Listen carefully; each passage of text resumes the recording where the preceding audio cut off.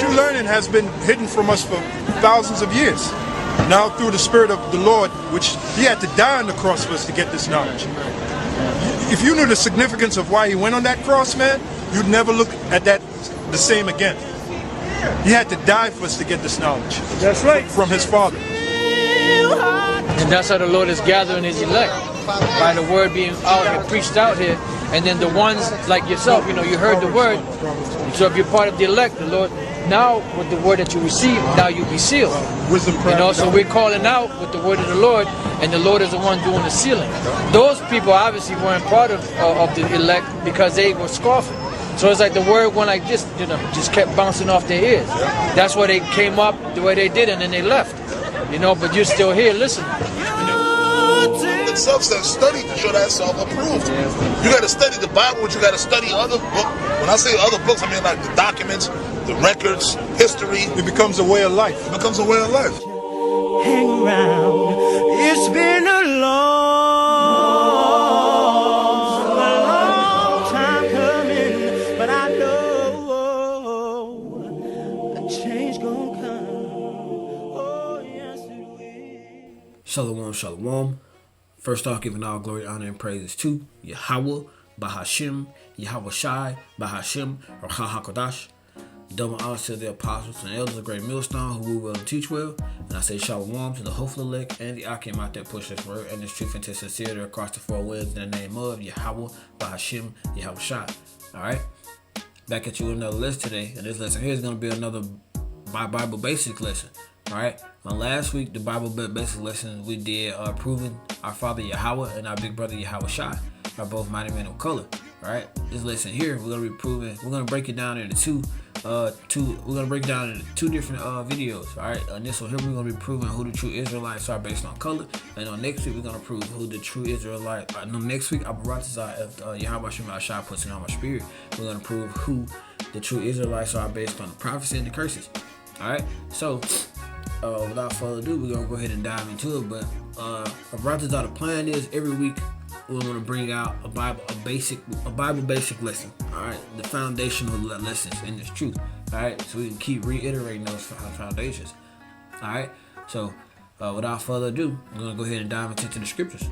The first one we're going to get is Hebrews chapter 7 and verse 14. All right. Again, we're proving who the true Israelites are based on color. We already proved that Yahawah and YAHAWASHI are both mighty men of color again. But now we finna take it a step further and prove who the true Israelites are. Alright? So, this is Hebrews chapter 7, verse 14.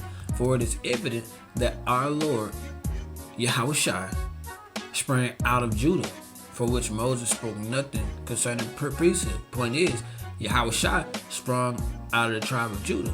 Alright? He sprung out of the tribe of Judah. Alright? And if those of you who don't know, Judah is one of the 12 sons of Israel. Alright?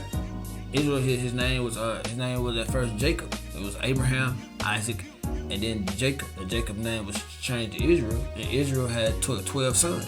Alright? So YAHAWASHI sprung out of the tribe of Judah. Alright, which is one of those 12 nations. Alright? Let's grab that in the T real quick, just to hammer it down a little more. What I mean is, our Lord YAHAWASHI came from the tribe of Judah. Moses never mentioned priests coming from that tribe. So YAHAWASHI came from the tribe of Judah. All right, let's go to the next scripture. All right, let's grab a precept on that one really quick. This is Revelation chapter 5 and verse 5. And one of the elders said unto me, weep not, behold, the Lion of Judah, the root of David, hath prevailed to open the book and loose the 7 seals thereof. So the Lion of Judah, and again, YAHAWASHI came from the tribe of Judah. And if you want to go back and track YAHAWASHI's lineage, you can go to Luke chapter 3, verses 23 through 33. We're not going to do it in this lesson here, but you can do it on your own time if you would like. Luke chapter 3, verses 23 through 33, which is YAHAWASHI's lineage through Mary, and Matthew chapter 1, verses 1 through 16, his lineage through Joseph. Alright, so YAHAWASHI's father was Joseph, and lineage tracking from YAHAWASHI all the way back up is Matthew chapter 1 verses 1 through 16. And his lineage through his mother Mary. And all the way back up is through Luke. Is in Luke chapter 3 verses 23 through 33. So if you would like, you can go through, you can go and see the lineage there as well. But back to the lesson, just wanted to give you a couple quick gems. Back to the lesson again.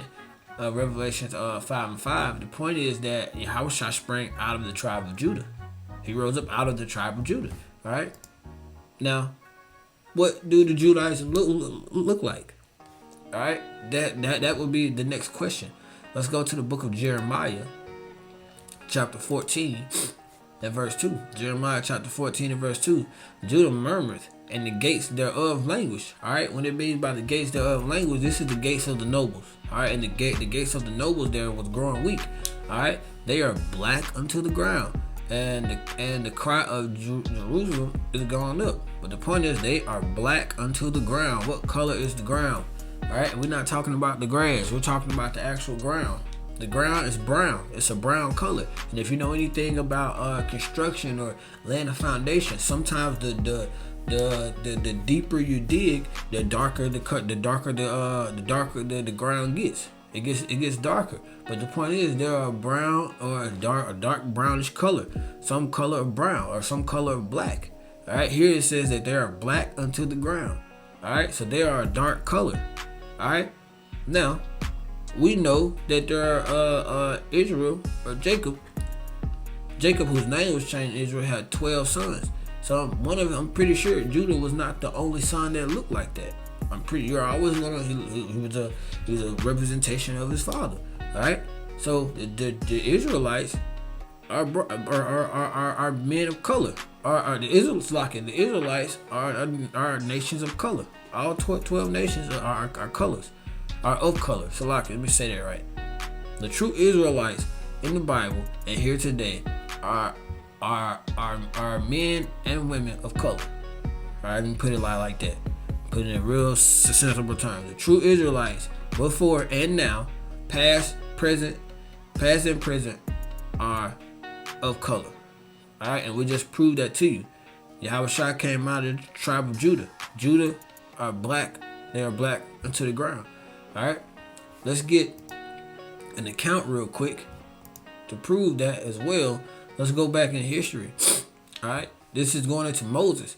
All right, it's Exodus chapter 4, verses 6 and 7. This is going into when we were in Egypt, and Moses was going back and forth to Pharaoh, telling him, in the name of Yahweh, release us. All right, and then Yahawah, release us. Like, you ought to let us go. Pharaoh didn't want to let us go, so they had those times when Moses went back and forth and to Pharaoh, and the different things that went into account thereof. All right, but this is one account here that can literally show you that Moses was a man of color as well. This is Exodus chapter 4 and verse 6. And Yahweh said furthermore unto him, and he's talking about Moses. Moses went to the courts right up to Pharaoh. Well, he was in the courts where it was quite a few people. All right, but in this point here, you can read up to kind of get the history of it. But let's just read the scriptures. And Yahweh said furthermore unto him, put now thy hand into thy bosom. So Moses, he was telling Moses to put his hand in his garment, to his chest. All right. And Moses put his hand into his bosom, and when he took it out, behold, his hand was leprous as snow. All right. So his hand was leprous as snow. We know snow is white. Let's see what leprous look like. This is leprous. All right, this is leprous. All right, leprous is a white color. All right, this is leprous here. All right, let's catch the last bit of it. All right, verse 7. And he said, put thine hand into thy bosom again.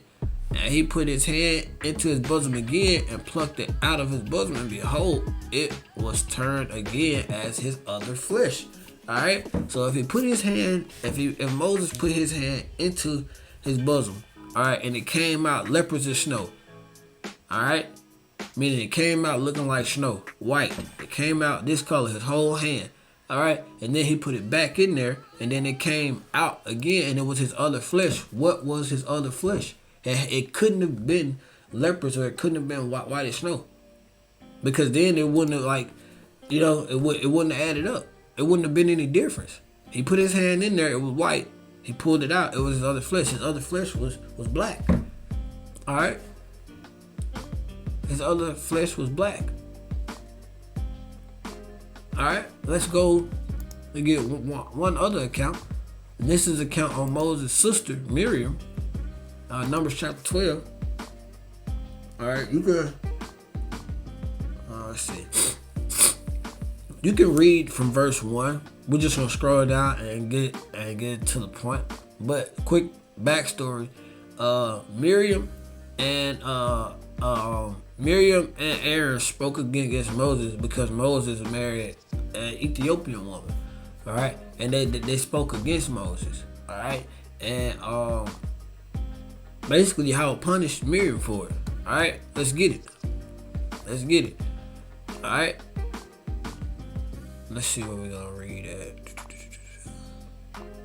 You know what? We just gonna start from verse 1. Numbers chapter 12, verses 1 through 10. And Miriam, Numbers chapter 12, verses 1 through 10. And Miriam and Aaron spoke against Moses because of the Ethiopian woman whom he had married, for he had married an Ethiopian woman. And they said, hath Yahweh indeed spoken only by Moses? Had he not spoken also by us? And Yahweh heard it. Now the man Moses was very meek, above all the men which were upon the face of the earth. Alright? And Yahweh spake suddenly unto Moses and unto Aaron and unto Miriam, come out ye three. Come out ye three unto the tabernacle of the congregation. And they three came out. And Yahweh came down in the pillar of the cloud, and that cloud is that chariot. Alright? The cloud is a chariot. Alright? And Yahweh came down in the pillar of the cloud and stood in the door of the tabernacle and called Aaron and Miriam, and they both came forth. And he said, this is verse 6, Yahweh, and he is Yahweh. And he said, hear my words. If there be a prophet among you, I, Yahweh, will make myself known unto him in a vision, and I will speak unto him in a dream. So he's telling them, because Miriam had said, Miriam and Aaron had spoken against Moses for marrying an Ethiopian woman. And basically, they saying, you know, Yahweh indeed, you know, he's spoken by Moses, but, you know, had not he spoken by us too. And what Yahweh is saying here to both of them, if you were a prophet, then basically I will make it known to you in a vision or in a dream. If you are a prophet, I will let you know. So basically he putting them in that place. Alright?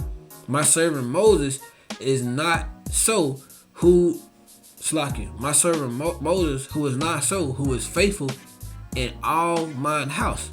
Alright? And he's basically putting Aaron and Miriam in that place. And we're about to get to the point here in a second. I'm just giving you some backstory on the moment. Alright?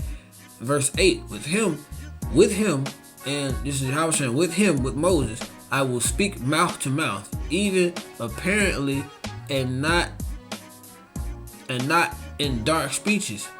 And the similitude of Yahweh said he, behold, wherefore then were ye not afraid to speak against my servant Moses? Alright? So he's asking them, like, you weren't scared to speak against him. Alright? And right here, now we're getting into the point. Verse 9. And the anger of Yahweh kindled against them, and he departed. Alright, so he basically put them in a place and told them, alright, now you gonna speak against my servant Moses. And Yahweh was he was pissed off. Alright? And he left. Alright, and here's the point here. Verse 10, and the cloud departed from the tabernacle, meaning Yahweh, he got his chariot left. Alright, and behold, Miriam became leprous, white as snow. And Aaron looked upon Miriam, and behold, she was leprous. It was a bad thing to be, it was a thing that was kind of frowned upon to be that color. All right. That was not a good thing. All right. So the point is, Mary and Aaron had spoken against Moses. All right, for marrying this Ethiopian woman. And basically, Yahweh came and put them in their place, and he punished Miriam. And how did he punish Miriam?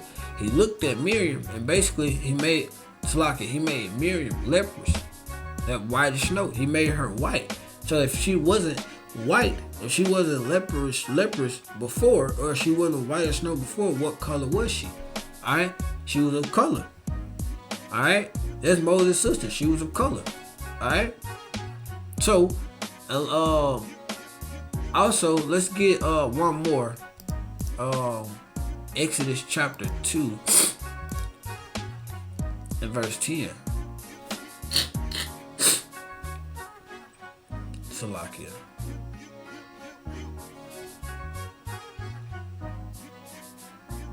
This is when Moses was a baby as well. Alright, Exodus chapter 2 and verse 10. And the child grew up, and she brought him unto Pharaoh's daughter, and he became her son. And she called his name Moses, and said, because I drew him out of the water. So, we know, just a quick reason why I brought that one out. We know that the original Egyptians were colored as well. So, through history, we know that. So, how was Pharaoh's daughter able to, how was that able to be pulled off if Moses was not a man of color? Alright? There weren't, there weren't, we know that the original Egyptians were dark colored. So Moses couldn't have been, looking, he couldn't have been looking like an Edomite, or he couldn't have been looking, he couldn't have been white, in order to pull it off. He would have stuck out. All right, so Moses had to blend. How was he able to blend in with that? All right, but you can read that actual account in Exodus chapter 1. All right, but the point is here we went into several scriptures proving that the true Israelites are men. The true Israelites are of color, past and present. All right, so next week we'll be proving who the true Israelites are based on the prophecies and the curses. Alright, I pray that this lesson was edifying to you. Until again, I'm going to say Babal, Yasharahla, YAHAWAH, Bahasham, YAHAWASHI, Bahasham, QADASH, Barak, Atham, Shalawam.